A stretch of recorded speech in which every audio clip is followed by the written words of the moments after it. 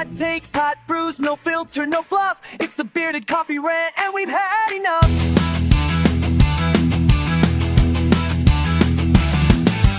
Hello sexy bitches! Today we're diving headfirst into the muddy, overcrowded, overpriced hellscape otherwise known as craft beer festivals. Yes, those celebrations where you pay a small fortune to stand in a queue, drink suspiciously warm beer and watch hipsters take 200 photographs of the same glass. Honestly, I've seen more variety in a taproom queue than a beer festival. I'm here to break down some of the myths, the madness and the mess, because some of you treat these things like a pilgrimage to beer Valhalla. But the reality, more like a pilgrimage to a sweaty, slightly tipsy purgatory. They say that beer festivals are where community, creativity and hops come together in perfect harmony. And sure, if your idea of harmony is 1,000 people bumped into each other while struggling to hear a shit band playing Mumford & Sons covers at 11 AM, then yeah, perfect harmony.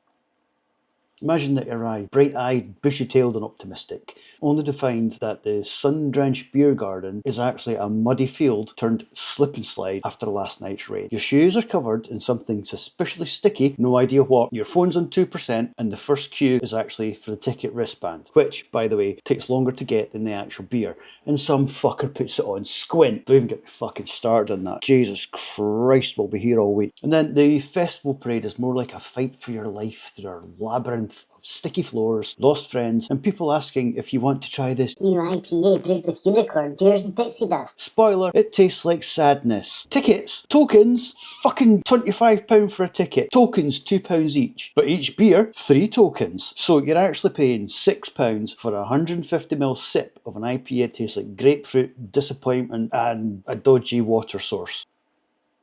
These fucking tokens are the worst invention since the selfie stick. You buy them in weird amounts, never the right amount, and you always end up with leftover tokens that you can't spend on anything except disappointment and regret. And good luck trying to figure out the fucking exchange rate. 1 token equals £2. £1.50? Or is it just a conspiracy to confuse you? Because it definitely feels that way. Tokens are also a slowdown service. They create massive queues and somehow turn every transaction into a mini brain workout. Can't they just take card or cash? Apparently fucking not. Because we have to protect the sacred token economy, whatever the fuck that is. And the crowd at these festivals, it's like a festival within a festival. You get the full-on beer nerd scribbling notes in a tiny little notebook, talking about IBUs like they're launching a fucking space rocket.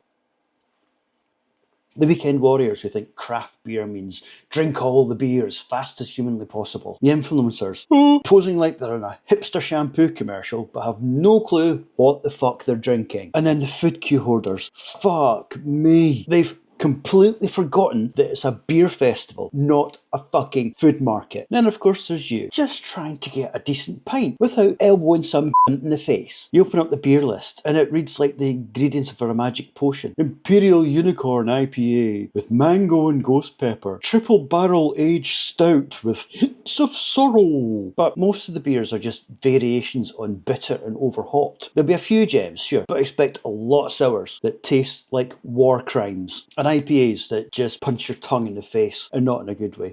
Tongue punch.